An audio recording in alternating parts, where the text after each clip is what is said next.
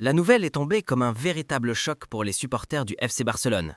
Rafinha, l'ailier explosif brésilien, et Juan Garcia, le jeune gardien prometteur, seront absents pour le choc face au Paris Saint-Germain en Ligue des Champions. Ces deux absences changent complètement la donne dans une rencontre aussi déterminante, où chaque détail compte. Dans une compétition aussi prestigieuse, perdre deux joueurs clés d'un seul coup soulève immédiatement des inquiétudes sur la solidité du groupe et la profondeur de l'effectif. Rafinha, connu pour sa vitesse, sa percussion et sa capacité à créer des occasions dangereuses, est une arme offensive essentielle dans le système de jeu de Hansi Flick. Son absence réduit considérablement la capacité du Barça à prendre de la profondeur sur les ailes, obligeant l'entraîneur à repenser son plan d'attaque. Sans lui, l'équipe perd un élément imprévisible qui pouvait faire basculer un match par un dribble ou une frappe soudaine. Juan Garcia, de son côté, représentait une alternative solide dans les cages. Jeune, mais déjà doté d'un sang-froid impressionnant, il avait gagné la confiance du staff technique et des supporters. Son indisponibilité intervient au pire moment. Alors que le Barça cherchait à consolider son secteur défensif, cela force le club à trouver une solution d'urgence dans un contexte où le moindre détail défensif peut coûter une qualification.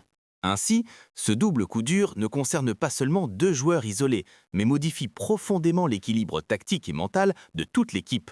Le Barça devra réagir vite, tant sur le plan psychologique que sur le plan sportif, pour compenser ses absences et garder une chance face à un PSG redoutable. Rafinha n'est pas un simple ailier, il est un facteur de déséquilibre constant. Son jeu repose sur la vitesse, l'agilité et une technique raffinée capable de mettre en difficulté les défenses les plus solides. Dans un duel de Ligue des Champions, où les espaces sont rares et les défenses compactes, ce genre de profil est vital. Son absence enlève au Barça une arme précieuse pour contrer la puissance défensive du PSG.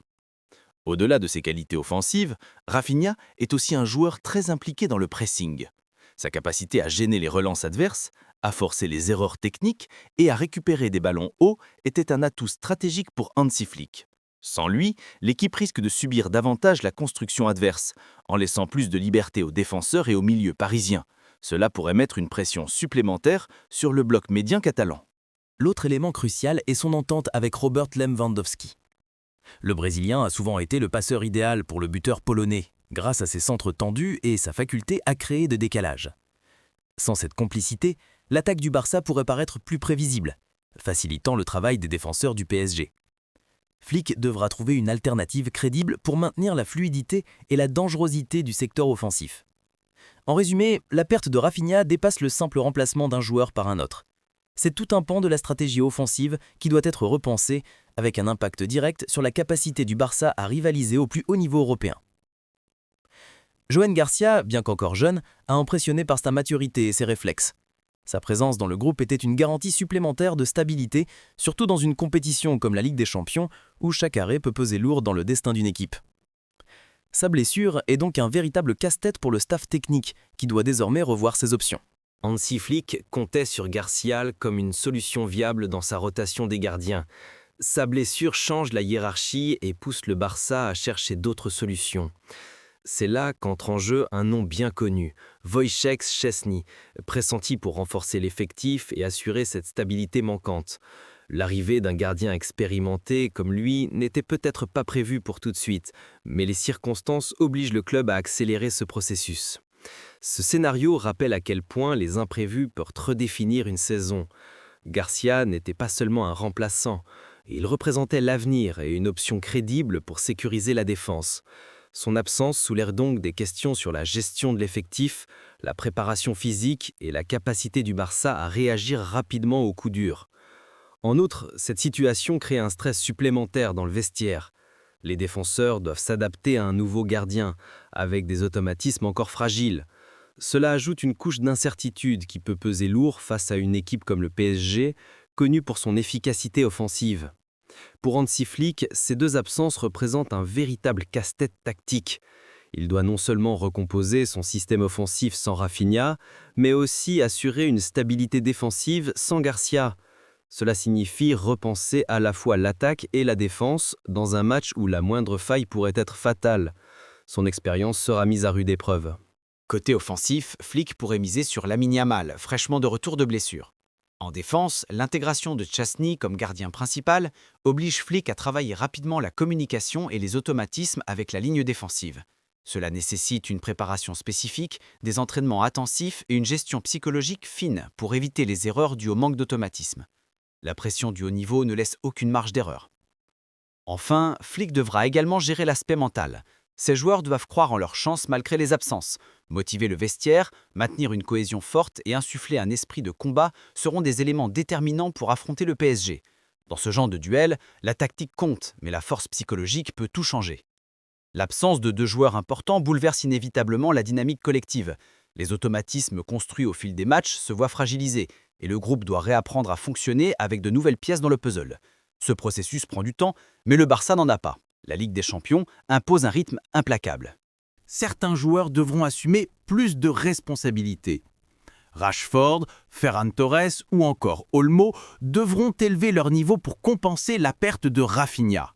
De même, les cadres défensifs comme Araujo et Koundé devront guider et protéger davantage leurs nouveaux gardiens. Cette redistribution des rôles peut être une opportunité pour certains, mais elle comporte aussi des risques de déséquilibre. Psychologiquement, le groupe peut se sentir affaibli. Les blessures envoient souvent un message négatif, celui de la fragilité. Or, face à une machine comme le PSG, la confiance est essentielle. Si les joueurs doutent de leur capacité à rivaliser, cela peut rapidement se traduire sur le terrain par un manque d'intensité ou de lucidité dans les moments clés. Cependant, ce type de situation peut aussi devenir un catalyseur. Un vestiaire soudé, animé par l'envie de surmonter les obstacles, peut trouver une force collective insoupçonnée. Le Barça devra s'appuyer sur cet état d'esprit pour transformer une faiblesse en moteur de combativité. Face au PSG, ces absences changent radicalement la configuration du match. Paris, déjà favori grâce à son effectif impressionnant, bénéficie d'un avantage supplémentaire. Privé de Rafinha, le Barça risque d'avoir du mal à exploiter les couloirs, laissant davantage la possession au PSG et réduisant ses chances de contre-attaque dangereuse. Sur le plan défensif, l'arrivée d'un gardien comme Szczęsny apporte une expérience bienvenue, mais l'absence de repères communs avec la défense peut être un point faible.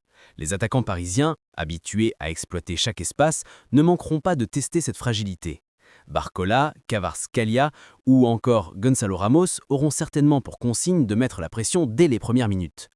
Ce match devient donc un véritable test pour la résilience du Barça. S'il parvient à rester solide malgré ses handicaps, cela prouvera la force de son collectif et la pertinence du travail de Flick. Mais si ces absences se font ressentir, le club catalan risque de subir une élimination douloureuse qui pourrait marquer la saison.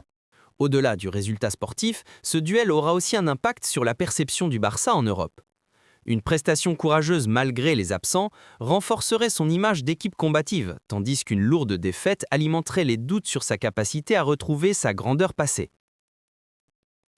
Quoi qu'il arrive, face au PSG, ces blessures posent une question plus large. Comment le Barça peut-il gérer les imprévus physiques dans une saison aussi exigeante ? Le club devra repenser sa préparation, sa rotation et son recrutement pour éviter que des absences simultanées ne fragilisent autant son projet sportif. La direction devra aussi envisager le futur. Rafinha reviendra, mais la dépendance à certains profils offensifs montre la nécessité de diversifier les options. De même, la blessure de Garcia rappelle l'importance d'avoir un effectif équilibré entre jeunesse et expérience, surtout à des postes aussi sensibles que celui de gardien de but. Sur le plan psychologique, ces épreuves peuvent être une source de croissance. Un groupe qui surmonte des coups durs en ressort souvent plus fort. Si le Barça réussit à transformer cette difficulté en apprentissage, il pourra bâtir une identité collective plus résiliente, capable de viser haut malgré les obstacles. En conclusion, l'absence de Rafinha et Joan Garcia est un coup dur, mais aussi une opportunité. Une opportunité de tester la profondeur du groupe, de révéler de nouveaux leaders et de montrer que le Barça reste une institution capable de résister à l'adversité. C'est dans ces moments que se forgent les grandes équipes et que se dessine leur avenir.